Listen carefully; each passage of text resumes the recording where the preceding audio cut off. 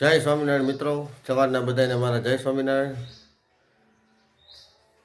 કાલે મકર સંક્રાંતિ વહી ગઈ અને આજે ટાઢી ખીર કહેવાય અને આજનું ઠંડીનું પ્રમાણ થોડુંક ઓછું છે.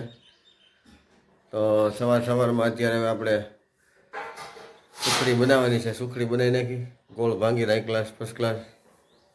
ને ત્યાર પછી આપણે નિશાળે જાવું, ત્યાં આજે આપણે દાળ ભાત ને સુખડી આપવાની છે. ને ત્યાર પછી આપણે અમરેલી જવાનું છે માલ લેવા. માલ લઈ આવીશું. જય સ્વામિનારાયણ મિત્રો, બધાને મારા જય સ્વામિનારાયણ. બીજું જણાવવાનું કે આજે અમારી ઘેરે અડદિયા બનાવવાના છે અને અડદિયાની તૈયારી આપણે ચાલુ કરી છે. સૌપ્રથમ આપણે કાજુ બદામનો આ રીતે આપણે કટકી કરી લીધી છે. અહીંયા માવો ખમણાય છે અને અહીંયા આપણે આપણું ઘરે જ બનાવેલું ઘી, મલાઈનું ઘી, એ આપણે પકડિયાની અંદર નાખી દીધું. ને સૌપ્રથમ આપણે પહેલાં ગુંદ તળી લઈ. ગુંદ તળાઈ ગયા બાદ પછી આપણે લોટ શેકશું. ને આમાં આપણે લોટને ધાબો દેવો હોય તો દહીં હગાય, ન દેવો હોય તો હાલે. બનવા આવે ત્યારે થોડું ઘણું દૂધ નાખી દો ગરમ, તોય પણ ચાલે, સરસ મજાનું.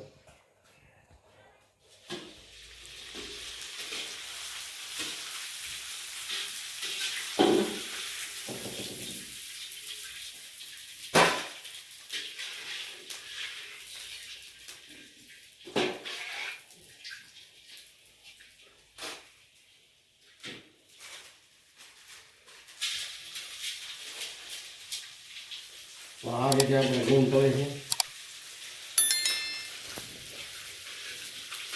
તેમાં થોડુંક ઘી નાખીને ગુંદ તળી નાખેલું ઝડપથી ગુંદ તળાય છે.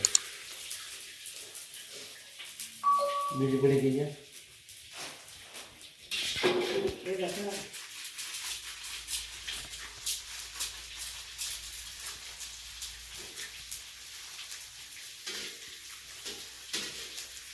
બહુ ધીમા થતા તમારે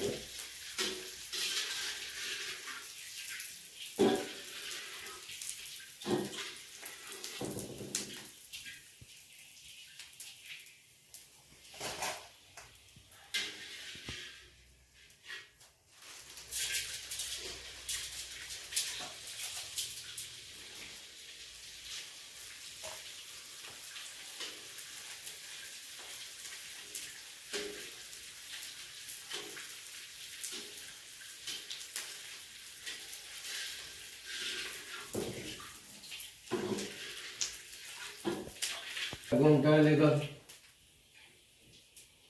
આપણે આ રીતે ગુંદ તળી લીધો છે ને ગુંદનું કામ થઈ ગયું છે. હવે આપણે આની અંદર આપણે જે ઘી 1 કિલો લીધું છે એ ઘી આપણે આની અંદર એડ કરીશું.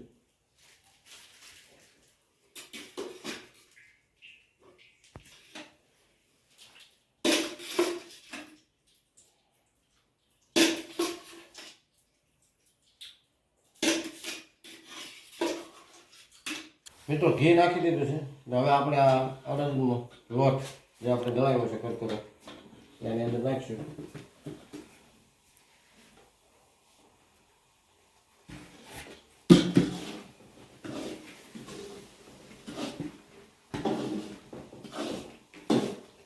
ત્યાર પછી આપણે આ રીતે હલાવવાનું છે અને ધોવાનું છે. ઘી થોડુંક ઓછું થાય હજી પાછું આપણે નાખીશું.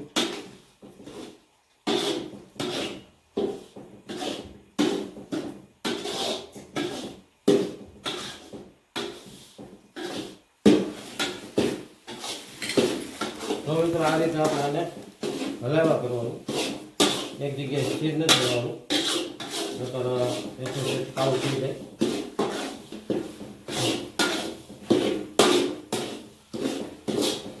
મિત્રો આપણે 1.5 કિલો લોટ લીધો છે, 1.5 કિલો ઘી લીધું છે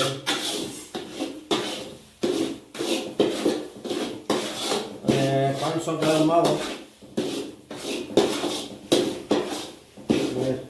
400 ગ્રામ ડ્રાય ફ્રૂટ નાખ્યું છે, એટલે કાજુ ને બદામના કટકા કરેલા છે.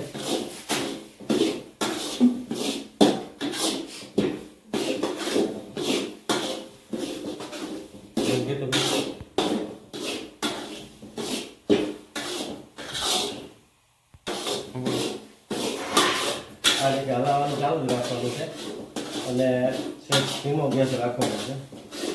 1.5 કિલો લોટ હોય તેમાં કદાચ આપણે થોડું ઘી ઓછું હોય તો હાલે, કારણ કે માવો આવે છે 500 ગ્રામ, એટલે 1.5 કિલો ઘી ના હોય તો હાલે, 1.25 કિલો ઘી નાખી દેવાનું.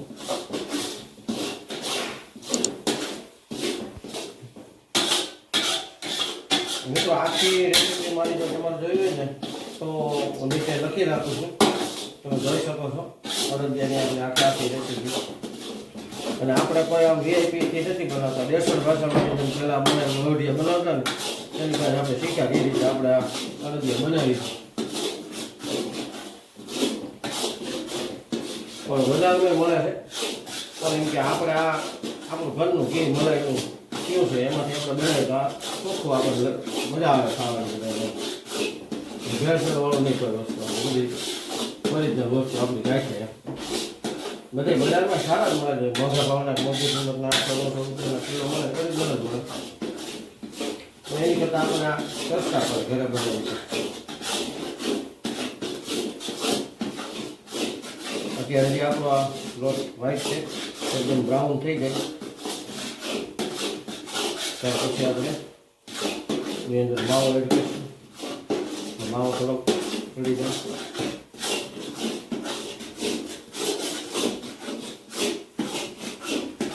સ્મેલ બહુ મસ્ત આવે છે. વિડીયોમાં નહીં આવે, હું બનાવું મને આવે છે, પણ તમે વિડીયો કરતા બધા આ સ્મેલને મહેસૂસ કરજો, અહેસાસ કરજો.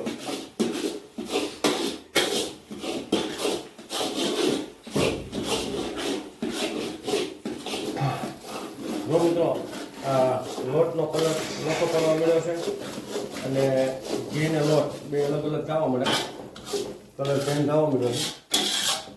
થોડી વારમાં આપણે આ લોટ શેકાઈ ગયો આવશે.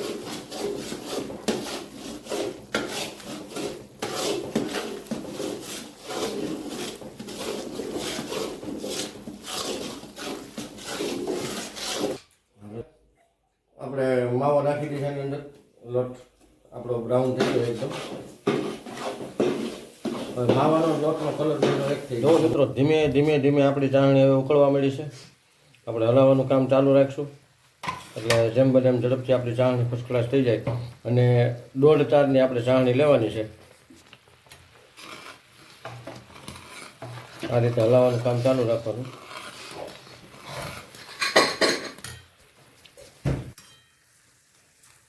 આ રીતે આપણે આમ ચાળણી જોયા કરવાની, પછી આપણે હાથમાં લેવા જેટલો નથી થાય હલાવવાનું કામ ચાલુ રાખવાનું, એટલે ચાળણી બેસે નહીં નીચે. પછી પાણીનું પ્રમાણ વધારે છે, પાણી થોડુંક બળવા દેવું જોઈએ. પાણી સહેજ બળી જાય એટલે ચાસણી આપણે થઈ જાય રેડી. અડદિયામાં આપણે 1.5 તારની કરશું, ત્યાર પછી આપણે પેંડા બનાવીશું ગયરની રાતે, એમાં આપણે 2 તારની ચાળણી કરીશું. એટલે આપણે પેંડાનો અગાઉનો વિડીયો તમે જોયો હતો કે 3 પ્રકારના પેંડા બને.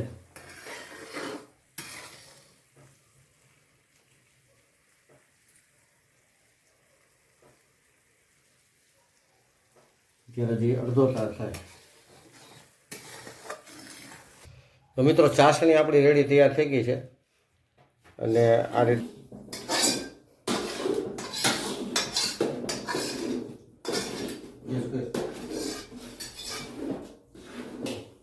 મિત્રો ચાસણી નાખી દીધી છે. અને ચાસણી નાખ્યા પછી આપણે પાછો થોડીક વાર ગેસ ચાલુ કરીશું 2 મિનિટ પૂરતો, જેથી આપણું આ માવો ચાસણી આ બધી ઘી કચરસ થઈ જાય. આપણે ગરમ કરી ત્યારે જો આ ઘી તરત અલગ પડવા મળ્યું છે.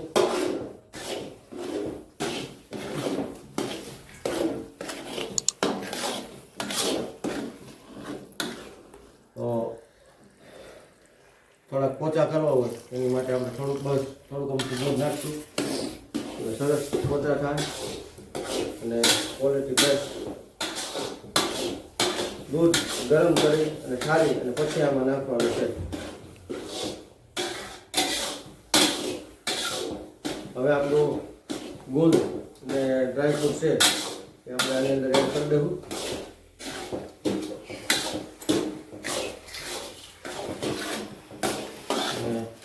ગેસ બંધ કરી દઉં.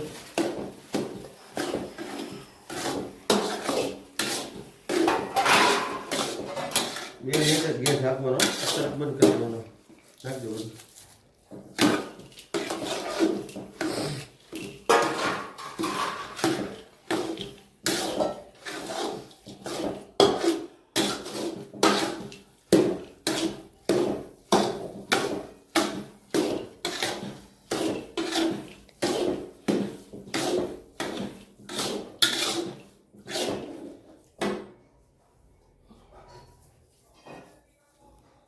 તો મિત્રો સંપૂર્ણ રીતે આપણા અળદિયા કમ્પ્લીટ થઈ ગયા છે.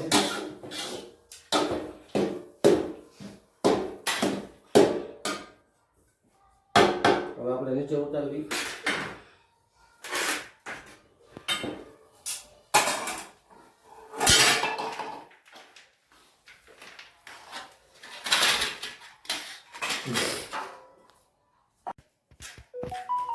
જો આપણે અળદિયા વાળવા હોય તો વાળી શકીએ, અને આ રીતે આપણે ચોકીમાં ઢાળવા હોય અને ધેપલા પાડીને ખાવા હોય તો એ રીતે પણ આપણે કરી શકીએ.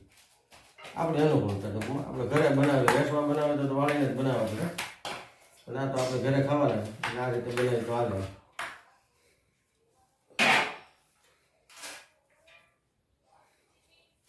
વાળી નાખવા વાળી